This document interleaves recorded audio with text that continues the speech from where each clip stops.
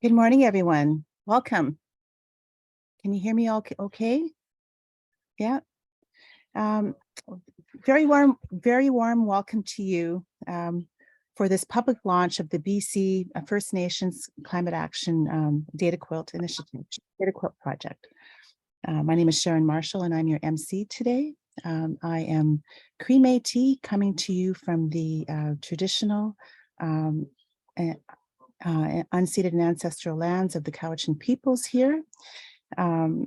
Before we proceed, I'd like to inform everybody that this event is being recorded. And you can turn your camera off if you like. We want you to be comfortable. And if you can please stay muted and use the chat function if you want to have a conversation amongst yourself or others. And if you need to, you can message Mari. She's Zoom tech and she just waved to you there. And so she's our tech support. So if you need any tech support, please wave to her or contact her.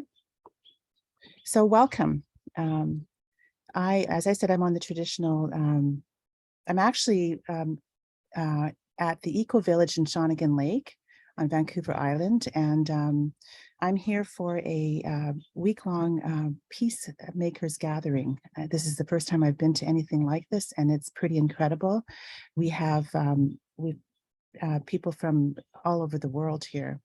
I think yesterday we counted 17 nations, countries, and so very incredible event, and I'm very happy to be a part of it.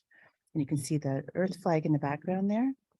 So to start us off in a good way, we can acknowledge Canada as the land of the First Peoples, First Nations, Inuit, and Métis.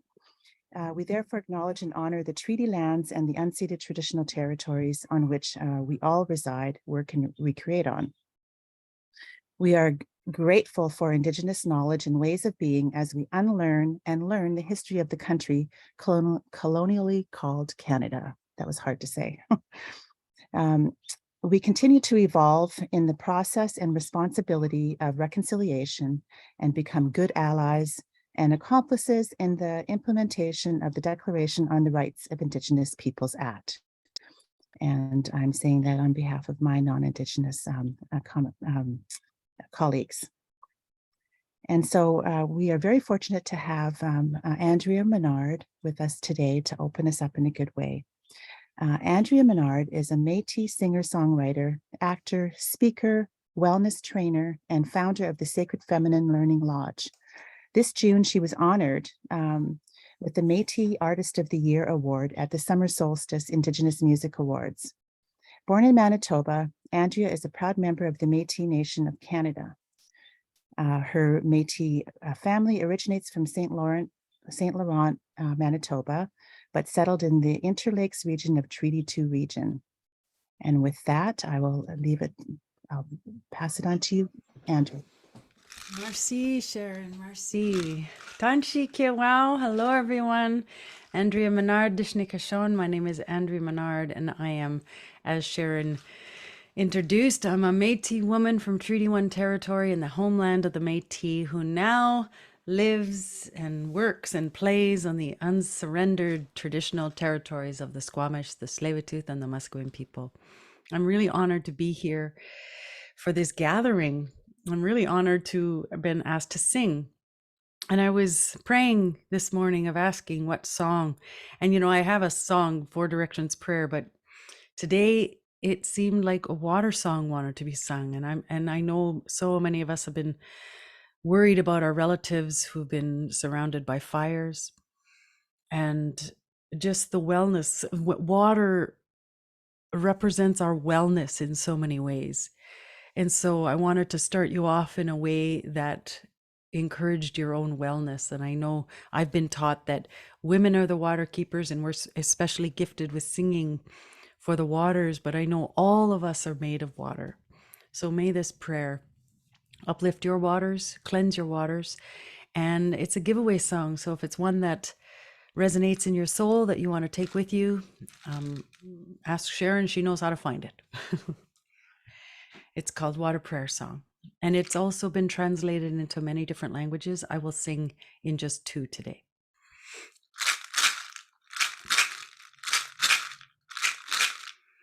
Nina gamun epikitse.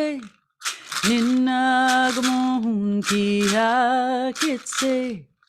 Ndayam hane pikitsi. Be open matzo and kamigoya. Matzo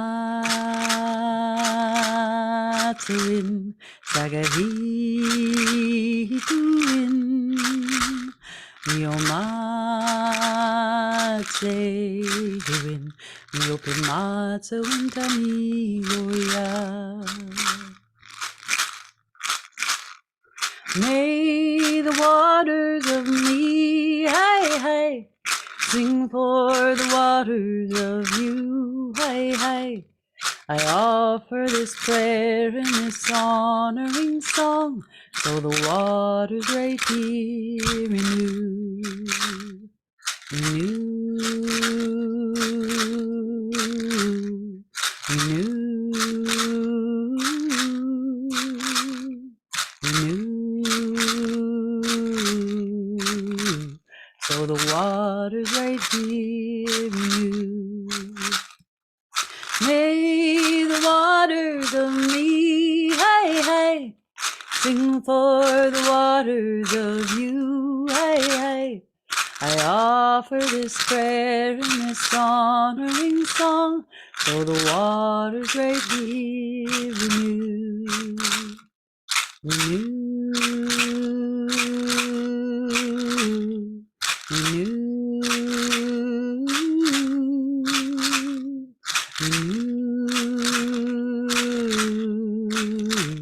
So the waters right here renew. So the waters right here renew. So the waters right here renew.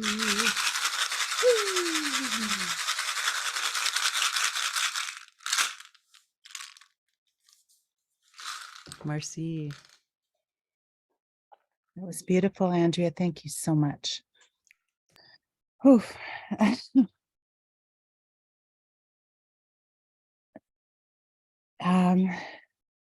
So now I'd like to do a quick run through of our agenda. Our launch today serves two purposes. We have a press conference for members of the media and a public launch of the data quilt. But first, we'll hear from our esteemed guests, Grand Chief Stewart Phillip and his wife, Joan Phillip, MLA, she's just been elected as an MLA, so congratulations.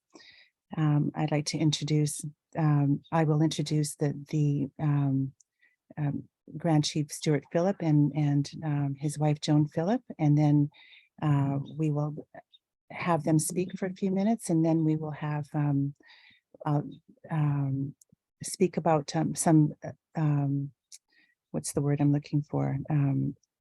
Some support that we've received from other people about this project. And then we'll talk a little bit about the data quilt, and the people that are involved in the project will speak. And then we'll have an opportunity to hear from an organization that a First Nations organization that is actually doing the work, and then we'll have some Q&A. So we'll start with introducing our esteemed Grand Chief Stewart Phillip. Grand Chief Stewart Phillip has dedicated his life to defending Aboriginal title and rights, achieving reconciliation and self-determination for BC First Nations. A member of the Penticton Indian Band for 25 years and chief for 16 years, he is currently serving his 8th term as the president of the Union of British Columbia Indian Chiefs, UBCIC. He has been married to his wife, Joan, for nearly 40 years. They have 3 grown sons, 2 daughters, 6 granddaughters, and 9 grandsons. And so is Grand Chief Stewart Phillips available? No, Sharon, I'm so sorry to announce I've just been on the phone with him. They have a family emergency, both him and Joan Phillips. So unfortunately, they won't be able to join us. If you could just, Oh, just read the, okay, introduce. Thank you. okay. Sorry. Okay, well, we don't have him attending. His wife, Joan Phillip, is a respected indigenous leader who has dedicated her life to fighting for justice, human rights, and the environment. She has been a youth counselor at Britannia School, education program director at the Aboriginal Friendship Center, and lands manager for the Penticton First Nation. And now she's our newly elected MLA for Vancouver-Mount Pleasant. So it's unfortunate that they can't attend, but you can't, emergencies are emergencies. We have received an expression of support from Regional Chief Terry Tigi, a member of Tŝilhqot'in Nation and Regional Chief of the British Columbia Assembly of First Nations. He's proudly serving his second term. So here's what he has to say about this, our initiative. The First Nations Climate Action Dashboard provides long overdue recognition of the valuable work and leadership of First Nations in British Columbia to combat climate change and protect our communities, cultures, and the environment from its impacts. First Nations voices and knowledge are beacons of hope, resilience, and strength as we navigate an uncertain future. By acknowledging and uplifting the expertise and initiatives of First Nations, we can forge a path toward a more sustainable and inclusive world. And we also have expressions of support from MLA Adam Olson for North Saanich and the Islands. A member of the Tsartlip First Nation, he says, "I am very encouraged to see this initiative and wish it every success. There are so many climate initiatives by BC's First Nations and Indigenous peoples, and it is heartening to see them all highlighted in this way." And from Andrea Palferman, who's Communications Director and Acting Executive Director of the Raven Trust, she writes, "Indigenous peoples have been leading the way in stewardship and climate resilience since time immemorial." That work is so often unseen and unsung. This project makes this stewardship visible, so it becomes a sensory experience that provokes emotions and cooperation. So having said that, let's talk a little bit about the data quilt itself. So when volunteers formed the West Coast Climate Action Network in 2021, so we're very new, they formed an Indigenous engagement team with a specific intention that they should learn, understand, and appreciate the breadth of climate action work that was underway by BC's First Nations. They started gathering stories and data, and with help from Connie La Rochelle, an elder from the Beaver Clan of the Heiltsuk First Nation, and encouragement from the BC Assembly of First Nations, they started converting the data into the BC First Nations Climate Action Data Quilt, which we are launching today. The quilt includes data on 318 projects and initiatives from the Heiltsuk First Nation's community-wide heat pumps project to the Tŝilhqot'in National Government's solar project. It includes projects for community energy planning, for renewable energy initiatives that reduce the use of diesel, for sustainable housing initiatives, and for political initiatives that oppose fossil fuel pipelines on unceded Indigenous territories. Jessica Jack from the Okanagan Indian Band and one of my digital divas spent many an hour calling First Nations, seeking to check and verify the information, all of which comes from publicly available sources. The quilt is incomplete, and it will always be that way, since BC's First Nations are constantly raising their level of ambition and determination to tackle the climate crisis, which is already having such devastating impacts on First Nations, such as the Lytton First Nation, who lost much in the devastating fire that took place last year. We invite First Nations leaders and climate activists in the land known colonially as British Columbia to add your stitches to the quilt, sharing additional data on renewable energy, sustainable housing, sustainable food and farming, ecological forestry, climate adaptation, climate awareness and education, and resistance to the fossil fuel development projects that will only make the climate emergency worse. And so now, if we have any questions from the media, please raise your electronic hand.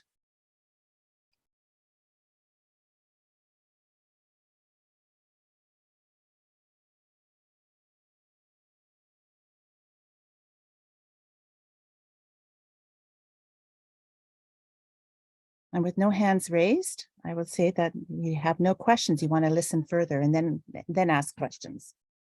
So with that, I'd like to introduce Jordan Brubaker. Jordan is the data scientist for BC First Nations Climate Action Data Quilt project. He is an interdisciplinary scientist with a background in health sciences, GIS, physical geography, and ecological restoration.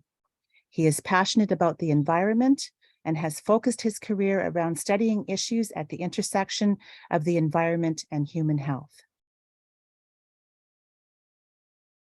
Hello, Jordan. Hi, Sharon. Thanks so much for that generous introduction. I'm just going to share my screen here, and you should all be looking at what we're referring to as the Climate Action Data Quilt, the BC First Nations Climate Action Data Quilt. And so this is essentially a website that you can go to, and we'll provide that link at some point here, I'm sure. And it's designed to be very user-friendly so that it's not too confusing and that everybody's able to participate without too much work involved. And so the main feature here is this map on the left-hand side. You can click it, drag it, move it around. It's very similar, but it'll be familiar for those of you using Google Maps and that type of thing. You can see that there's basically a lot of dots, and each one of these dots represents one or more what we're calling climate actions occurring at that location, and these are the postal codes. So that's where we got the actual latitude and longitude. So they might not be exactly aligned with the location of the activity, but it's with the postal code of usually the First Nation involved in leading that activity. And so you can explore on the map. If you click on one of these dots, you'll see that the spreadsheet at the bottom here will now be reduced or filtered down to those 8, in this case, 8 actions at that dot that I just clicked on. So you can explore a little bit more. You can slide over. You can find the website where you can where we got the information for, and where you can continue on your learning adventure. And once you've kind of gotten yourself filtering, you can hit this little reset selection button in the top to just kind of get it back to where it was before. And so you can see there's 305 in total right now. And then on the right-hand side, you'll see this, it's really a bar chart that's on its side. And then these 5 buttons across the top, which are sort of like themes that we've kind of grouped just to help kind of people explore these different actions going on. So we've got the type of initiative, and you can go through and see there's housing, political, go on, solar. There's the types of relationships, types of regions, organization names, and they're always sorted from the one with the most actions down to the least. So for example, in regions, you'll see Vancouver Island and the coast has the most, over 80. And if you want to click on that one, it's all very interactive. Just click on whatever you like, and you can start to see how it all comes together, just to help you explore a little bit more, where you want to see and the actions you're interested in. And then it's got this little date slider at the top. So if you're only interested in the last decade, you can narrow it down. There's 181, for instance, from the last decade or so. Yeah, what did I have mentioned here? And then, yeah, the other option is more for, I guess, maybe a subset of people that are interested in numerical data, and I would be one of them. That's this button up in the top here. It looks like a graph, and really what it's meant to do is to kind of change out the bottom 2 screens here, and now they're line charts. The one on the left is for the funding, the amount of funding allocated, and the one on the right is for just the number of actions. And And so you can kind of still go through these same kind of theme headings, and you can see how the line charts change, and you can use the filter tool. And for example, we're just looking at the regions, and you can see which regions received how much funding going back as long as you want, and then to maybe which ones are receiving the more recent funding, or how many initiatives are happening now relative to a date in the past. So it's just kind of that kind of temporal kind of view that some people prefer. But then yeah, you can go right back to the original view, and yeah, it's really meant to be quite intuitive. So yeah, just click around, explore. You can hold down Control if you want while you're clicking, and you can actually highlight multiple selections to kind of really dial it in for your own needs. But yeah, we're always looking for advice on how we can improve it, or add anything, or take away anything that that you think would just help enhance the tool. So I guess I'll just leave it at that for now. I think I've kind of hit the main points, and thanks so much, and I'll pass it over to you, Sharon. That's a wonderful overview. Jordan, thank you so much. I'm sure people will have questions, but we'll hold the questions for a moment. I'd like to introduce one of the divas that are working on this project. And DIVA is an acronym for Digital Executive Virtual Assistant. So my business, DIVA Training and Staffing Solutions, trains Indigenous women and then trains them to be virtual assistants, and then I find contract work for them. And so Jessica and I are working on this project together. And so Jessica, would you please come forward and introduce yourself? Hi, hello, my name is Jessica Jack. I'm from the Okanagan Indian Band within the Silks Territory. And I'm a mother of two. I have a son who's 15 and a daughter who's 4. And I'm enjoying learning about the climate actions and the environment things that we can help with the climate change. I took the DIVA Accelerator program last year and learned some new digital skills. And I'm now a virtual assistant, and yeah, I'm loving it. I love working from home. I also love being part of the BC Indigenous Data Quilt project. My job has been to verify the climate action projects and some new projects and add them to the data quilt. And I've been working as a virtual assistant with WeCan just for the past 6 months. So I've been really learning about what they've been doing too, and enjoying reaching out to other communities and bands through phones and emails and research on online and whatnot. So yeah, it's been going good. Things are coming along. I'm learning new things and just gaining more confidence in myself, really. Okay, yeah, give it back to Sharon. Thank you, Jessica. And now I'd like to introduce Holly Johnson, Climate Action Coordinator for the Skidegate Band Council. Hi, thank you very much for having me here today. I'm very honored. As Sharon mentioned, my name is Holly Johnson. I am currently living on the traditional territory of the Haida Nation, and I am the Climate Action Coordinator for Skidegate Band Council. So I've been working on a lot of different initiatives within the last year and a half, and it's been very, very exciting, and I'm very happy to share some of the work I've been working on. So currently, Haida Gwai's diesel emissions represent more than 50% of the total remote communities' electricity emissions in BC, which is a very, very large portion, and more than 5% of Canada's greenhouse gas emissions. So Haida Gwaii does emit a large amount of diesel. So because of this, we are looking at ways to do our part to reduce greenhouse gas emissions to become diesel free, and at the same time look at innovative ways for job creation and to develop the local economy in Skidegate.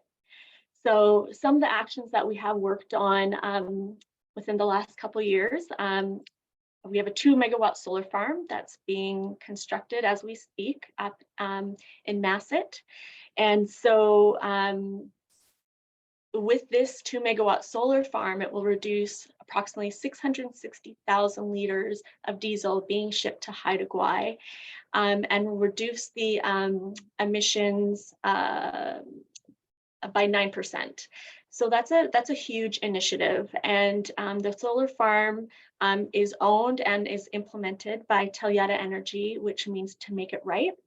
It's a Haida-owned energy company, and it's jointly owned by the Council of the Haida Nation, Skidegate Band Council, and Old Masset Village Council.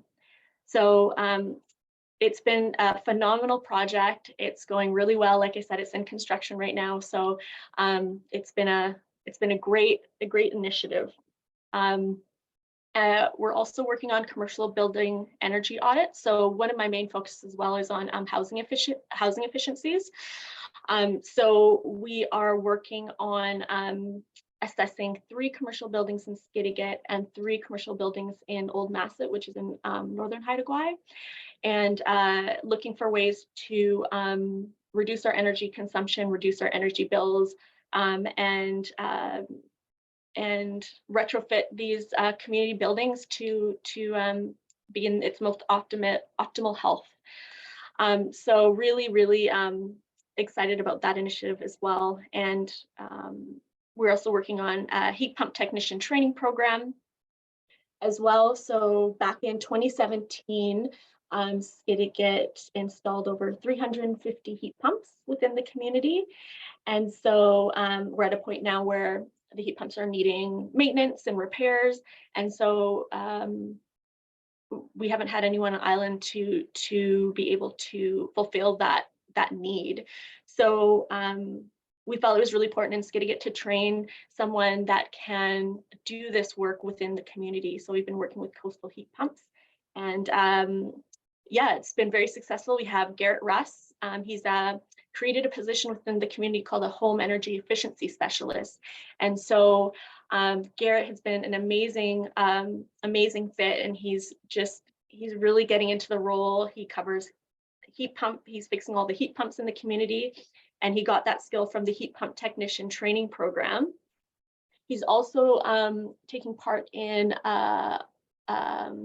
home energy audit program through Indigenous Clean Energy, ICE, which is a phenomenal program. And I invite anyone to take a look at their website. They have a lot of really amazing programs available and resources as well. So Garrett, after he's done that program, will be the first official certified home energy auditor on Haida Gwaii, which is amazing. So we've been working on that, and then, yeah, looking forward, we are applying through New Relationship Trust for some funding for home energy audits. So again, it'll be for retrofits. We're really trying to amp up our demand side management strategy on Haida Gwaii, and so both Old Masset and Skidegate will be working together to look at home retrofits on homes. And again, yeah, really just hope with the hopes of reducing home energy bills, freeing up more financial space in the home, and at the same time, again, just kind of starting from the ground up and making the home a really amazing, warm place to be through energy upgrades. So yeah, that will be a multi-year project. It's quite the task. There's over 360 homes in Skidegate and over 240 homes in Old Masset. So it's going to be quite the project, but very, very excited about it, and just so honored to be working with the people I work with. And yeah, so making some changes and making some moves on Haida Gwaii. So if you have any questions, feel free to reach out. I'd be happy to connect more on some of the work that I'm doing, and happy to share resources if you have any questions. Holly, that's wonderful. Would you mind putting your contact information? Yeah, sure. And you mentioned the ICE. Indigenous Clean Energy. I'll put that in as well if you'd like. Thank you. Okay. Thank you so much, Holly. That's incredible work that you're doing, and it's exciting.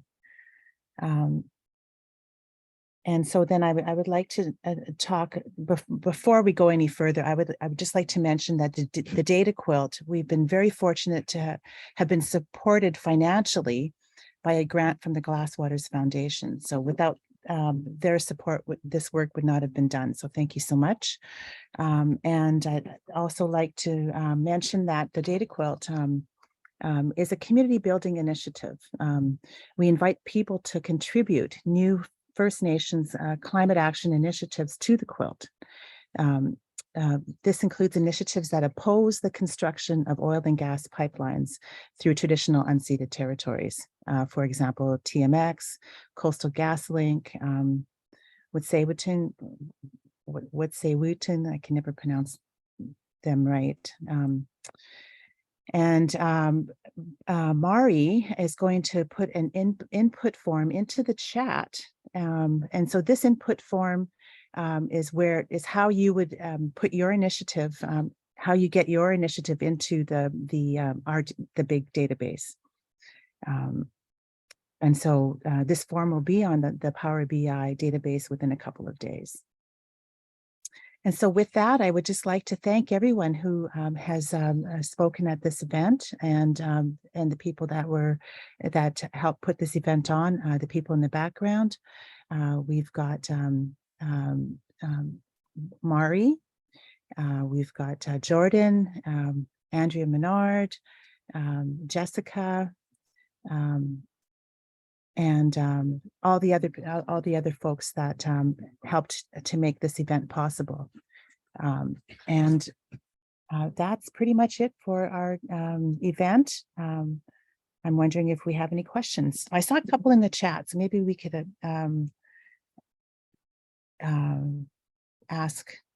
address those questions. Let me see here. Why is it called a quilt? Well, I'm wondering if we can have our one of our co-chairs of the we can speak to that. Guy, would you be available? Yes, for sure.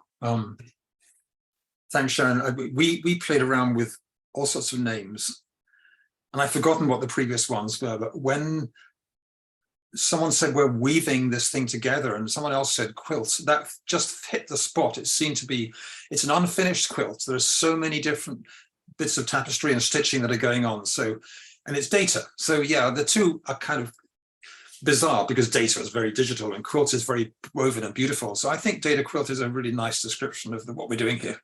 And it'll in 20 years time, hopefully people will still be weaving new stitches and new pieces into the quilt. Thank you so much, Guy. And let me see, do we have any other questions?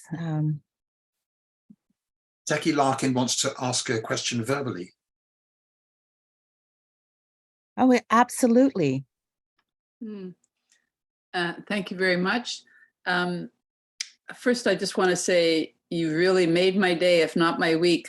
This is a very, very inspiring project, and it's awesome the work that you've pulled together so far. I just kind of blown away by the information that you've already pulled together, and also I loved hearing Holly's description of what's happening on Haida Gwaii. So I just want to appreciate that. And my question is, you mentioned in the introduction that the data included ecological forestry, or ecological forestry was a concern, and I'm totally in support of all that you're doing around all of the different aspects of climate action. But when I looked at the table that you put out, Jordan, I didn't see anything related to forestry. And I just want to mention one of the most recent things that came out of the Intergovernmental Panel on Climate Change said that protection of forests is the second most powerful way to combat climate change. And so I'm kind of interested, like, I didn't see like the Indigenous protected conservation areas. I don't see that mentioned. Maybe it's buried in it, but I'm hoping that that aspect would get more profile in this absolutely wonderful quilt. And I think quilt is a great word. It sort of relates to me about the role that moss plays all over the world. It weaves the quilt over us and protects us in so many ways. So thank you. I'm really appreciative. Sorry, that was a long question. Jackie, that's a wonderful question. And just before I ask Guy to answer that question, I just wanted to ask, have you read Gathering Moss? Well, more than one time. It's my Bible. One of my Bibles, that and Braiding Sweetgrass. So. Yeah, absolutely. Guy, would you mind answering Jackie's question, please? Yes, for sure, Jackie. This is a great example of how the quilt is growing and needs to grow. The renewable energy projects are relatively easy to source public data from, because in many cases the funding source is the New Relationships Trust or one of the government's clean energy First Nations funds. The indigenous climate, the indigenous protected areas is one where we probably could find a single source of data. What we're concerned with here is all the data needs to be public or approved by the First Nations that's doing that work. And it's been more challenging to access some of the forestry work because there's a spectrum, as you'll know, Jackie, between someone who wants to clear cut an area and call it sustainable and someone who has a deep approach to ecological forestry. So this is an area definitely for the future, and it's really great that you've highlighted it, Jackie. Thanks. Yeah. Okay, thank you. Thank you, Guy. And do we have any other questions? And please feel free to put your hand up. And Hands up from Tara and Tracy have their hands up. Yeah. Tara? Tara.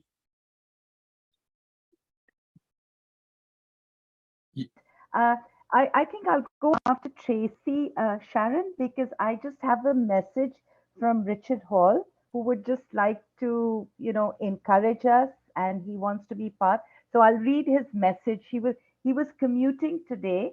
Otherwise, he's the Guy will know. He's very big. He did a webinar with us on the housing project. So I'll let Tracy go, and then I'll just come back with his message. Thank you, Tara. Tracy. Hi, thank you so much. This is phenomenal and absolutely totally psyched. So I'm just wondering, I just looked through the registration, the sign up form, and it said knowledge. So is that if some elders are sharing cultural training and knowledge sharing of the traditional ways?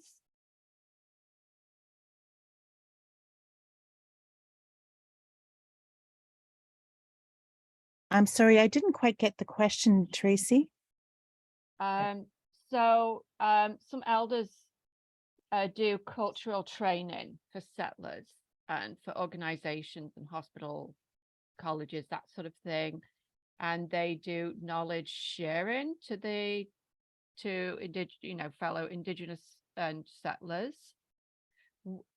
Would that go on here? Because there's a heading for what they do, and it says knowledge.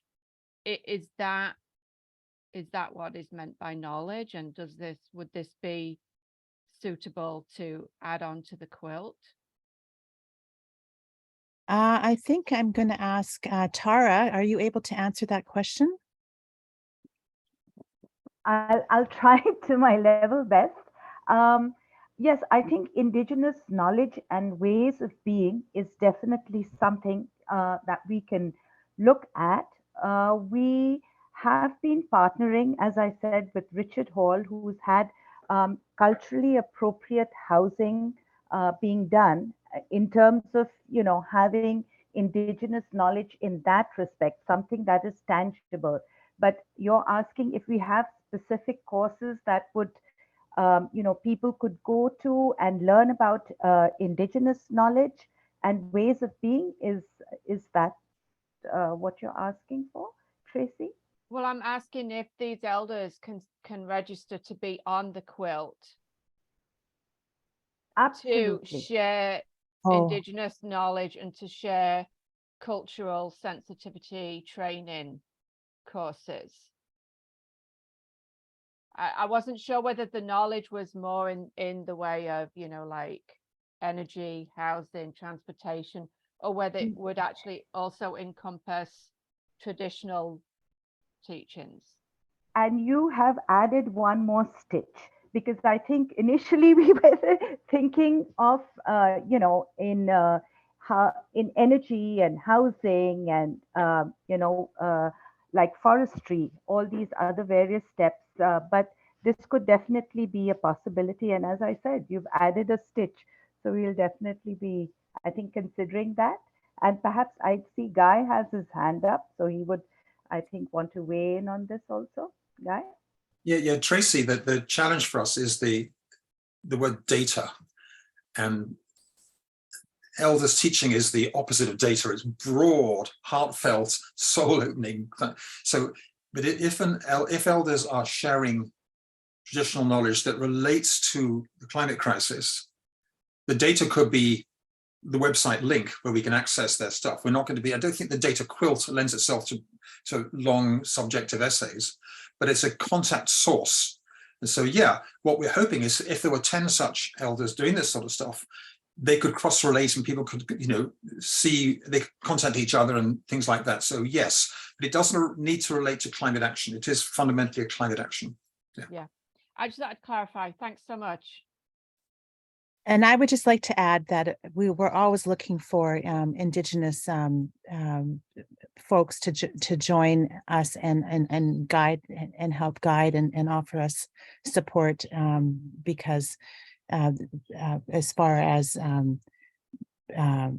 because we don't know everything, you know, like I'm Indigenous, but I don't know everything. So the more Indigenous knowledge keepers that we have in support of this project, the better and more robust this project will be.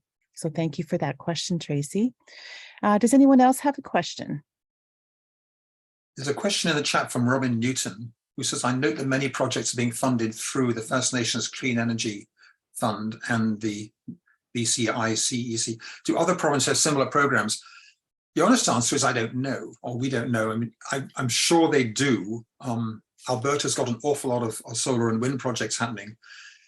Our long-term goal is that the entire quilt will be handed over to First Nations ownership and control and management. And we're just limited to British Columbia because it becomes overwhelming to think about the whole province. But maybe one day it'll cover that. Well, we did talk about that. I mean, you got to think big, right? So do we have any other questions?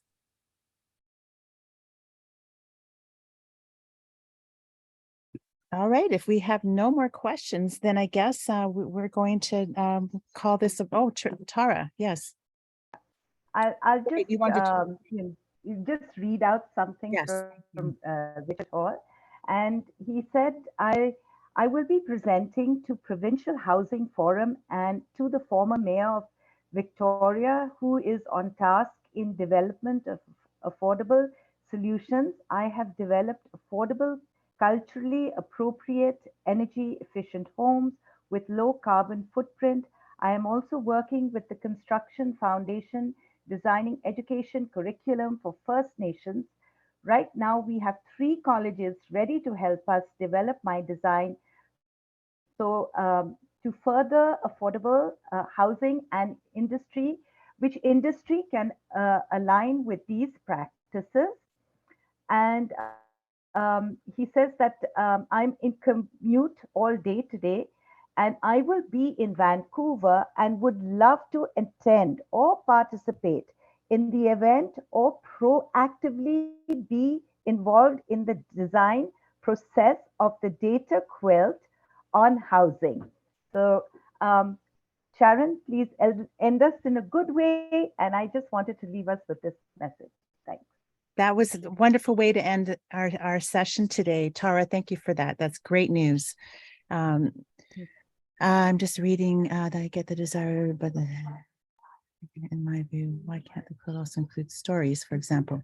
And there is another stitch. Thank you, Jackie. There's another stitch that you've just added. So that was Richard Hall. Kati, that was Richard Hall, correct, Tara? The message that you just related. Yes, that's right. Richard Hall. Okay. All right. And so I think if there are no more questions, then we would love to say thank you for being here today and for allowing us to share this initiative with you. And I hope that you grabbed the link and that you participate, you become an active participant and help us stitch this quilt. And with that, I'd love to, we want to add a song to end this. And I'll leave it up to you, Mari.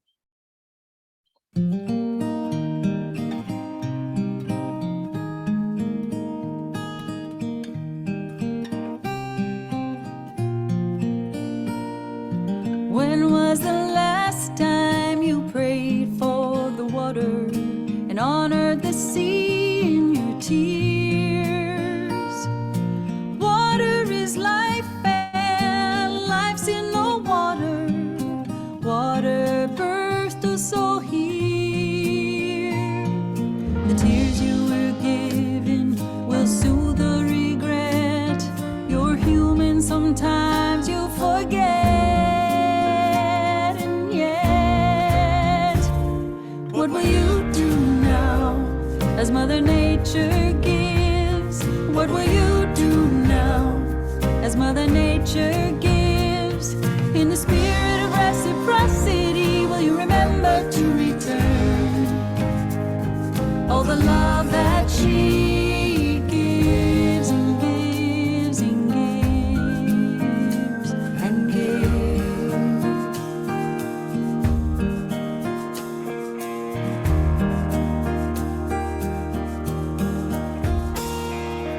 When was the last time you stood with the forest and honored the dirt at your feet? Dance with the trees like they're your sisters and brothers. They whisper to you in the breeze. This world you've been given has all that you need. Let love guide the life that you lead.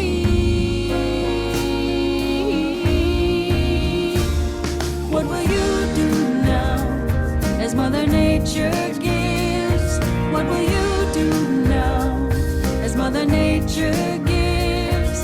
In the spirit of reciprocity, will you remember to return all the love that she gives and gives and gives and gives?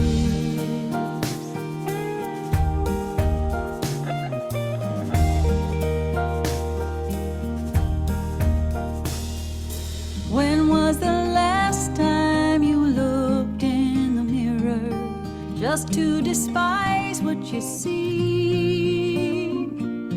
What is so wrong with your beautiful spirit and matter, the sacred gift